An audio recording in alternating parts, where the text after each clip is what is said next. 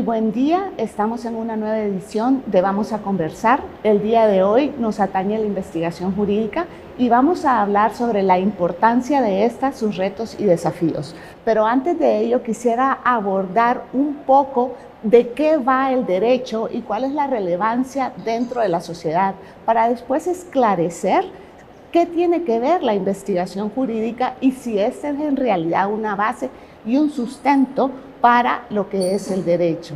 Tenemos como invitados al doctor César Estuardo Rivera, a la doctora Ana Lucía Blanco Villalobos y al doctor Sebastián Chavarría.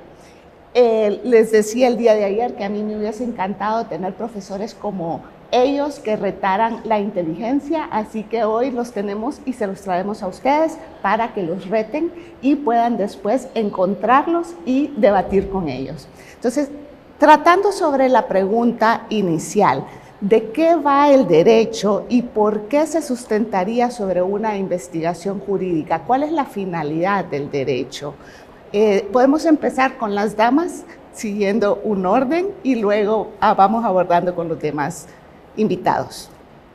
Bueno, perfecto, muchísimas gracias. El derecho, en realidad, muchas cosas. Es un fenómeno social muy complejo que puede ser comprendido desde múltiples puntos de vista teóricos y desde múltiples puntos de vista.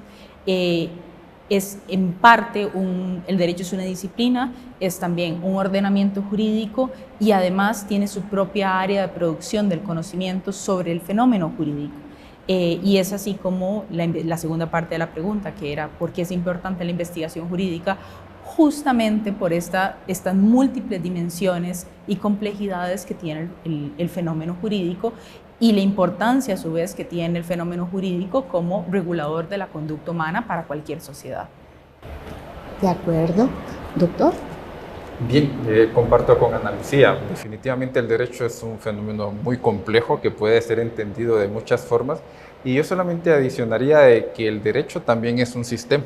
Es un sistema que contiene el conjunto de normas, contiene el conjunto de la institucionalidad del Estado que la produce, que la aplica, pero también sobre todo tenemos que entender de que el derecho también es un producto, que puede ser un producto cultural, es decir, como sociedad, de acuerdo a nuestros propios valores, tradiciones, costumbres y conocimiento colectivo, generamos la norma como una forma de intervención, como una forma en la cual el Estado interviene en la sociedad con el propósito, en la mayoría de los casos y de forma ideal, con el propósito de solucionar un problema social. Entonces, el derecho es sumamente complejo y dentro de toda su complejidad también puede ser abordado, puede ser estudiado y puede tener muchas acepciones, pero de forma básica, diría yo, para no profundizar y bueno, no sentir que dejamos de lado mucho abordaje teórico y filosófico del derecho, pero de forma resumida, pues es precisamente eso. Bueno, antes de pasar con el doctor Chavarría, quisiera agregar aquí que estaba refiriéndose a la norma y la intervención para una conducta social, resolver un problema. Podríamos decir que hay como finalidad alcanzar algún nivel de justicia. Ahora, entendiendo que tenemos aquí profesores que además son expertos en filosofía, entonces probablemente ahondemos un poco en términos como como justicia y verdad. Bueno, me parece divertido que me escojan a mí para contestar esta pregunta de entrada, así que vamos a ver cómo puedo resolver después de todo lo que ellos dijeron que es muy acertado, ¿no? Retomando lo que ellos estaban planteando y que a mí me parece todo cierto, la verdad. Mientras ellos conversaban, yo lo que agregaría, esa complejidad que definitivamente está en el fenómeno, sin duda, y que puede tener este tipo de aproximaciones, pero también hay unas dificultades, yo diría, culturales que estamos viviendo ahora, ¿no? O retos que tenemos en nuestra cultura actual, porque yo siempre les digo a los estudiantes que si a mí me hubiese tocado enseñar esta clase hace 70 años, habría sido muchísimo más sencillo. Habría agarrado el Código Civil, el título preliminar, habría filosofado sobre eso y se acabó. No tendría mucho más que agregar, ¿no? Hoy día, aunque uno quisiera hacer eso y aunque uno, digamos, podría hacerlo en términos fundados en la libertad de cátedra, pero eso es un poco poner en desventaja a nuestros futuros abogados y abogadas, ¿verdad? Porque la realidad de las cosas es que hoy conviven diversas escuelas, conviven diversos puntos de vista sobre lo que el derecho es y en definitiva hay que reconocerlo, hay visiones que en definitiva parten de esta cuestión en torno a la conexión que puede haber necesaria entre derecho y moral, que es lo que usted inicialmente me estaba diciendo, ¿no? Entonces, aunque uno quiera, digamos, hacer una distinción radical y tajante, queda todavía la inquietud, primero, teórica de que se puede hacer, quizás, pero por otra parte también la inquietud de, bueno, cómo nosotros vamos a comunicar considerando que nuestros actuales paradigmas sí lo plantean, ¿no? Y ahí yo creo que tenemos un gran reto y que solo mediante la investigación, de hecho eso es una de mis líneas de investigación y bueno, con el abogado Estuardo, digamos, eso es algo que nos ha caracterizado en estos años que hemos venido trabajando, que a pesar de que tenemos paradigmas distintos en estos puntos, hemos logrado converger, digamos, en esas cuestiones y ha sido en buena parte porque, bueno, hemos tenido que ir haciendo arreglos conceptuales, que es lo que la profesora Ana Lucía suele insistir también en la clarificación que tiene que darse en esos contextos. Y eso ha permitido que a pesar de que la pluralidad siempre siga existiendo, no obstante, en aquellos puntos donde podemos unificar criterios, los unificamos, y en aquellos que no, porque en definitiva no se va a poder en todo, cuando menos nos demos cuenta de que eso existe, que digamos que una gran ventaja que da nuestro tiempo comparado con otros tiempos es que antes se tenía que esconder, ¿verdad? Se tenía que esconder y decir que eso no existía y que el derecho era perfecto y ahora aguántenselo y no hay más. Hoy día podemos decir que no es perfecto, pero tenemos mecanismos justamente metodológicos, sistémicos y de otra índole que nos permiten lidiar mejor con estas cuestiones y por eso, aunque ya sea que adoptemos una posición, por ejemplo, de corte positivista, que considera que derecho y moral no están necesariamente conectados, o una que sí lo sea, tiene que haber puntos de contacto que permitan de una u otra manera generar pues esa posición sobre el derecho que nos permita hacer avanzar epistémicamente, ¿no? Entiendo. Bueno, ha sido muy interesante las respuestas que nos han dado. Entonces, ahondando ahora sobre el tema de derecho y la investigación jurídica, lo había planteado en un inicio cómo la investigación se conforma como un sustento para el desarrollo del derecho. Hablaron de un sistema como tal, de una norma que quiere resolver un problema. Abordamos algunos términos acá, pero podríamos también entonces afirmar que la investigación, además de ahondar y de ir generando conocimiento desde el derecho, desde la ciencia jurídica, también evalúa esta misma ciencia para ver si está alcanzando esa finalidad que se persigue desde los distintos conceptos de derecho que podríamos manejar. Vamos a empezar por el final y voy a comenzar a tutear a los participantes para que sea más fácil. Sebastián. Yo creo que ese es uno de los retos de nuestra época, creo yo, que nosotros justamente, claro, como dije en el primer taller, a propósito, un poco poner contexto también, que el taller de investigación que en este momento se está llevando a cabo, yo creo que un reto que tenemos en esta época justamente es que, bueno, la dogmática jurídica de siempre la vamos a seguir haciendo. Yo creo que eso no va a desaparecer y eso es lo que estoy dispuesto a sostener. Ahora, el reto está en cómo la podemos hacer. Dos puntos. Primero, más consciente de sus propias limitaciones. Creo que eso sí es una novedad de nuestra época, pienso yo. Digamos que el ethos cultural que existe actualmente y filosófico nos permite tener más conciencia de las limitaciones de ese saber. Y segundo, dado que tenemos mayor autoconciencia de las limitaciones que tiene esta disciplina, la dogmática, poder hacer un mayor nivel de abstracción para que nos permita encontrar metacriterios que la hagan epistémicamente más sólida. Yo diría que por ahí, digamos, es lo que apostamos, digamos, en el devenir. Porque claro, en esta posición hubo siempre dos visiones, la que es radicalmente escéptica y la que es, digamos, demasiado ingenua, ¿verdad? La ingenua ha dicho, eso ya es así y funciona perfecto, es coherente y hay una sola respuesta y se acabó, ¿verdad? La radicalmente escéptica dice que la dogmática no es más que una superstición más, por decirlo rápido y sin mayor explicación. Bueno, la historia ha mostrado que la dogmática no desapareció a pesar de todos los programas fuertes que hubo de teoría crítica y realismo jurídico, de que trataron de mostrar que no, y las escuelas norteamericanas siguieron haciendo dogmática y pienso que seguirán haciéndola. En síntesis, yo creo que el reto va a estar en eso, en que podamos generar metacriterios y sobre todo también que los venideros juristas tengan el entrenamiento, la paciencia, y el conocimiento, que justamente fue algo sobre lo cual también estuvimos conversando recientemente, ¿no? Y que solamente una comprensión en torno a la investigación nos puede dar, de que los venideros juristas, que es decir, las personas que están estudiando en este momento, tengan realmente esa paciencia para poder también involucrarse en temas teóricos, aunque no significa que van a terminar siendo teóricos, ¿verdad? Yo creo que ese es un reto también que hay que decir explícitamente, ¿no? Ana Lucía. Bueno, me encantó la pregunta. Voy a intentar entroncar un poco con lo que ha dicho el profesor Sebastián.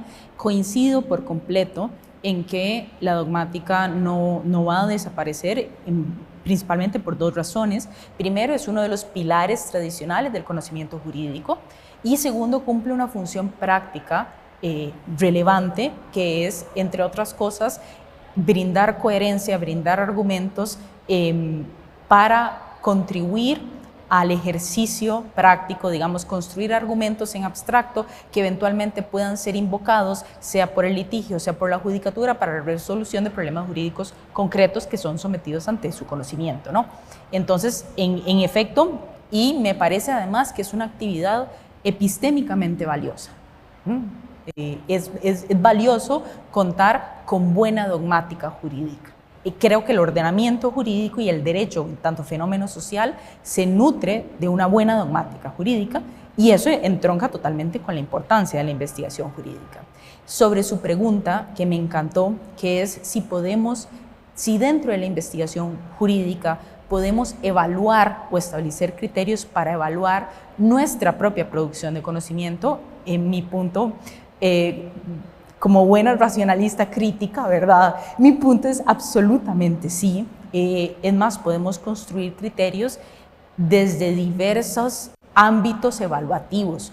Podemos construir, como dijo don Sebastián, criterios evaluativos epistémicos, en donde evaluemos qué tan sólida a nivel de la producción de conocimiento es la dogmática jurídica. Podemos construir criterios evaluativos morales a propósito de qué tan deseable sea moral o políticamente una línea. Por ejemplo, hay muchos cuestionamientos morales a propósito de la dogmática jurídica producida durante el Tercer Reich, en el nacionalsocialismo.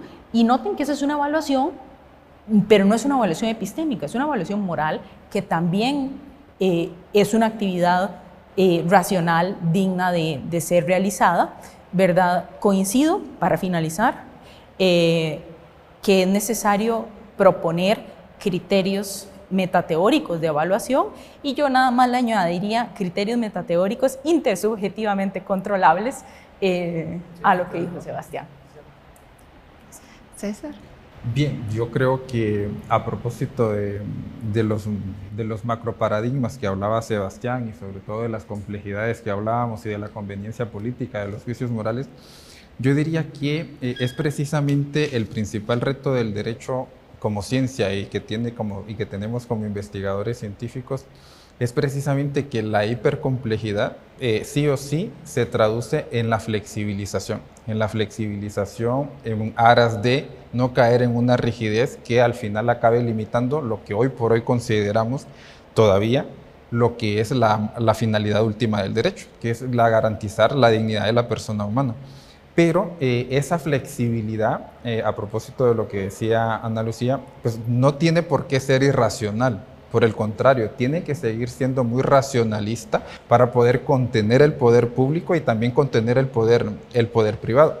Entonces diría yo que en este mundo tan hipercomplejo, el principal reto es establecer los macroparadigmas que nos permitan abordarlos y evaluar los paradigmas que tenemos vigentes, los que se están gestando, porque inevitablemente el cambio es así, y para que dentro de esos macroparadigmas podamos evaluar no solamente el conocimiento que producimos, sino sobre todo, y quizás lo más relevante desde el punto de vista práctico, los efectos que ese derecho está teniendo en la sociedad. Entonces, el principal reto es identificar macroparadigmas sólidos que nos permitan evaluar y producir nuevos paradigmas que nos ayuden a hacernos cargo de las nuevas realidades sociales, y de esa forma evaluar. Y hoy por hoy diría yo que estableciendo, sobre todo identificando un macroparadigma transversal, que es sobre todo la posmodernidad, yo diría que podemos establecer al menos 3 criterios básicos para poder evaluar el conocimiento jurídico y la gestión del conocimiento jurídico. Primero, la coherencia y la consistencia, que está muy ligado a la epistemología. Y por el otro, que sería el macro criterio finalístico del derecho, que hoy por hoy es la protección y la promoción de la dignidad de la persona humana. Mientras estemos bien con coherencia, consistencia epistemológica dentro de la posmodernidad y estemos garantizando el respeto de la dignidad de la persona humana, al menos tenemos una base que quizás un tanto básica, pero un buen punto de partida para poder evaluarnos como investigadores, poder evaluar nuestra producción y en general pues poder evaluar nuestro derecho. Muchas gracias. Bien, ya refiriéndonos a la investigación jurídica y tomando algunos elementos de las respuestas que me han brindado, podríamos decir que podría existir dogmática jurídica, que podría existir ordenamiento, que podría existir el ejercicio de la abogacía, entendiéndose esta puramente de aquella de llevar litigios de las personas que es los estudiantes o cuando iniciamos nuestra carrera de derecho, tal vez no nos visualizábamos como teóricos, como docentes, sino que nos visualizábamos en una película y hablando, un juicio oral, etcétera. Y eso nos llevó a alcanzar la justicia, que podríamos después relacionarlo con el tema de dignidad humana. ¿Podría existir este ordenamiento? ¿Podría existir el ejercicio de la abogacía como tal? La docencia que se requiere para que sigamos teniendo abogados si no hay investigación jurídica. César. La respuesta es sí. El asunto es cuál es el impacto y la implicación y la trascendencia que se tiene. Es decir, cualquier labor profesional y cualquier labor que haga el ser humano puede existir sin sustento teórico. Bueno, la humanidad comenzó a existir y comenzó a producir conocimiento antes de que se tuviera una noción de lo que es ciencia.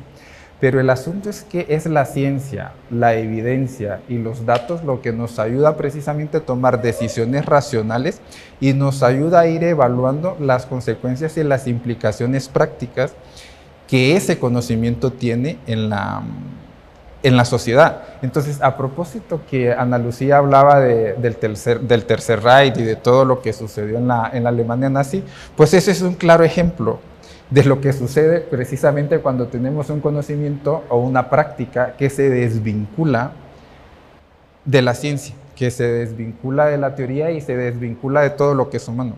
Va a existir, se puede ejercer, pero los efectos que vamos a tener probablemente sean más negativos que positivos. Probablemente no alcancemos como sociedad un estadio de desarrollo deseable o no podamos gestionarnos como sociedad para alcanzar un nivel de desarrollo óptimo y en el menor tiempo posible. Entonces, de existir puede, pero lastimosamente e indefectiblemente sería de forma errática y tendría implicaciones negativas para las personas en sus propios derechos fundamentales y de manera general desastrosos para el desarrollo social. Sebastián. Sí, no, yo mientras escuchaba al colega César Estuardo, yo estaba pensando en justamente lo importante que en este contexto va a aparecer lo filosófico, ¿no? Porque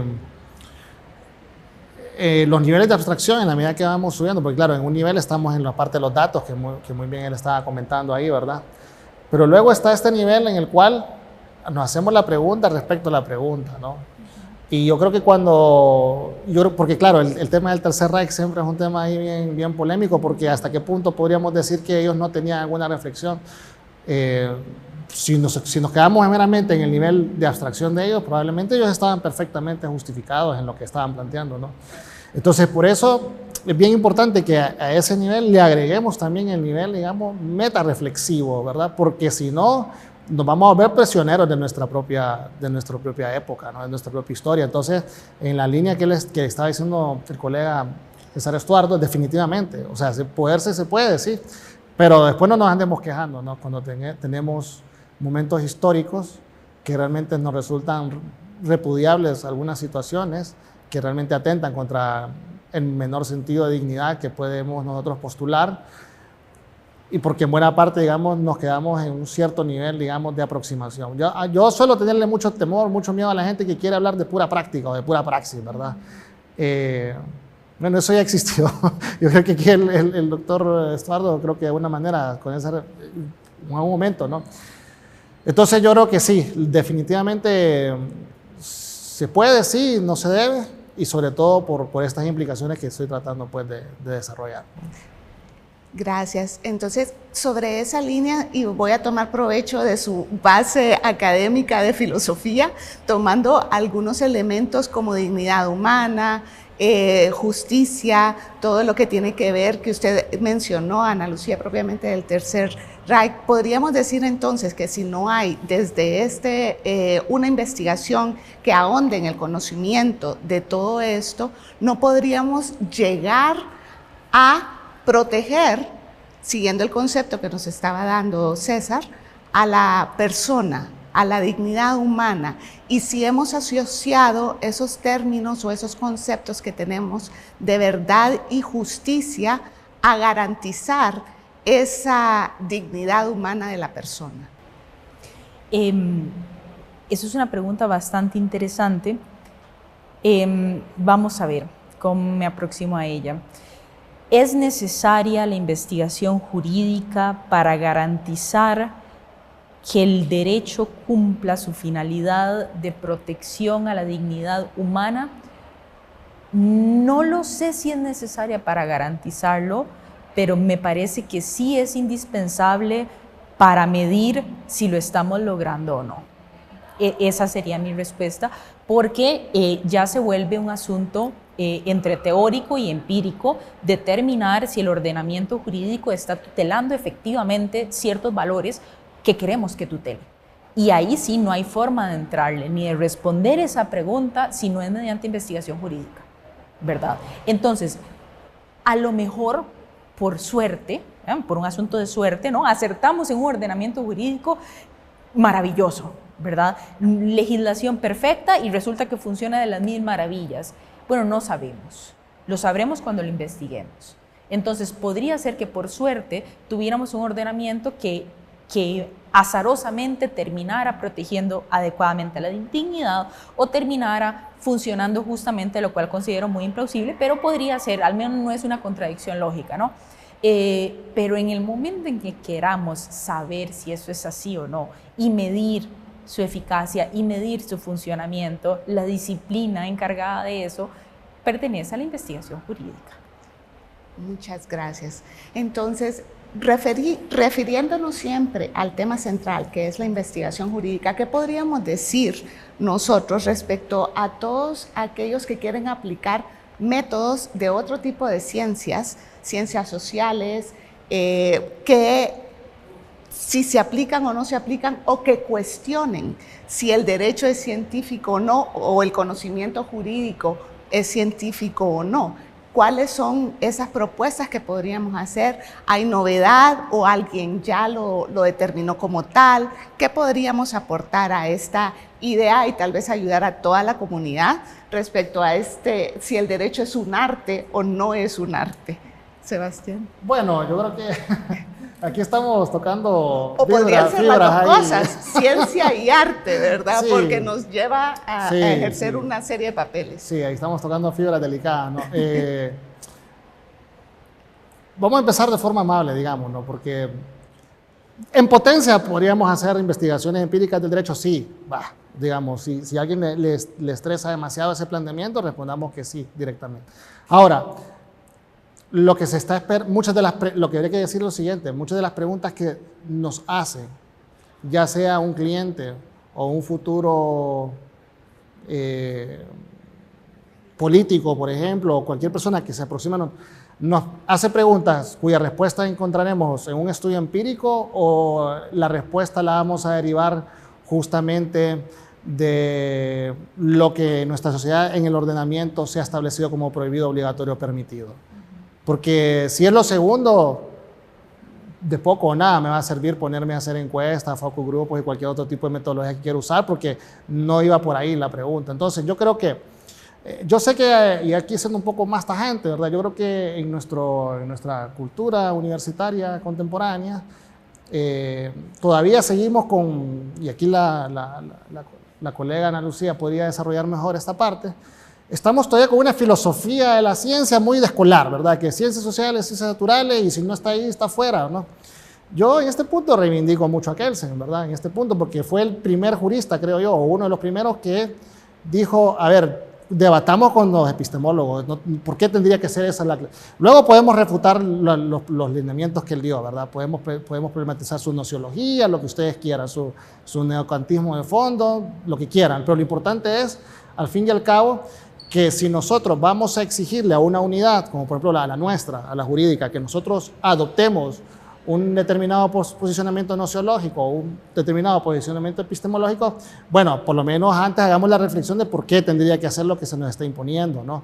Y yo creo que en estas circunstancias, creo que estos ejercicios que estamos haciendo, creo que sí son un aporte, humildemente, creo que lo podemos decir, o tal vez no tan humildemente, ¿verdad? Pero sí creo que son un aporte porque clarifican a esta discusión. Una discusión que mínimo tiene 100 años, porque Kelsen escribió su primera edición de la teoría pura hace 100 años, hace casi 100 años.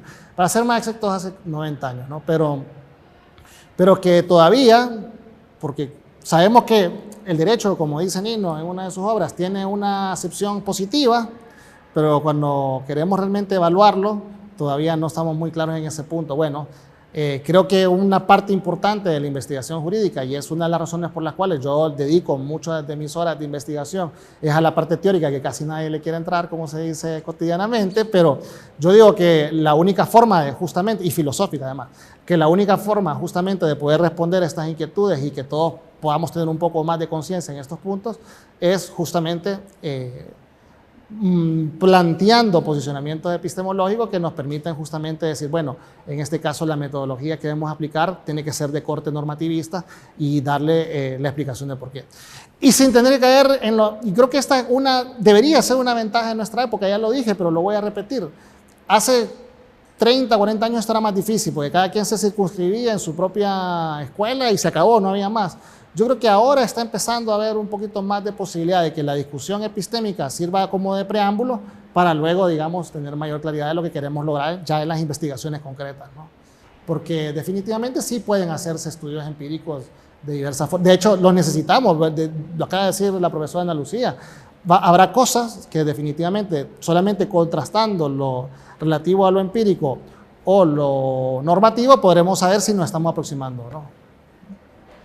Ana Lucía, nos toca, ya me dijeron que tenemos que ir cerrando, pero considerando que Sebastián le pasó la palabra, quisiera que su cierre se refiriera a eso y luego pasamos con César.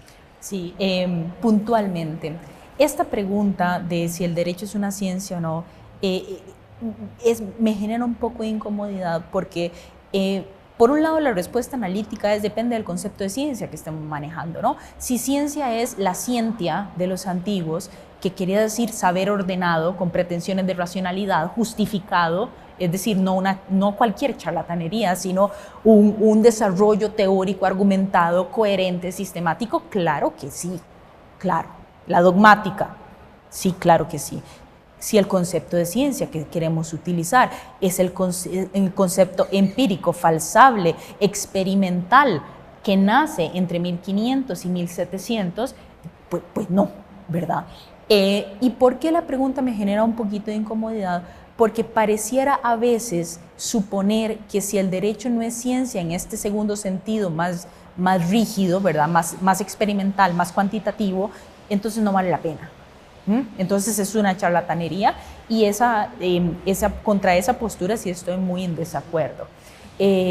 La dogmática jurídica puede ser una actividad racional, fundamentada, sistemática, coherente, totalmente. Y en ese sentido, valiosa investigativamente y productora de conocimiento. Me encantó su respuesta, Ana Lucía. César.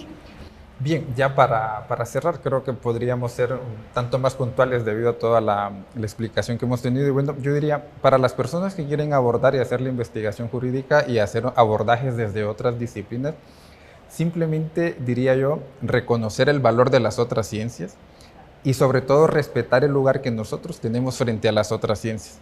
El derecho tiene otras disciplinas que le son auxiliares, al igual que el derecho puede ser una disciplina auxiliar de otras ciencias, lo cual es deseable y lo que buscamos actualmente, hacer un abordaje un tanto más interdisciplinario e integral.